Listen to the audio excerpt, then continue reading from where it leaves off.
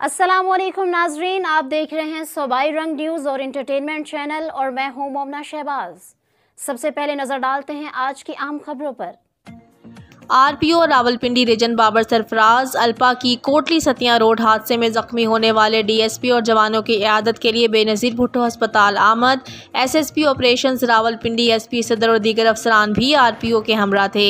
RPO ने जख्मी DSP Kotli Sattian Abdul Sattar Khan, operator Rizwan, driver Dildar और गनमैन यासिर की इयादत की और जल्द सेहतयाबी के लिए नेक ख्वाहिशात का इजहार किया।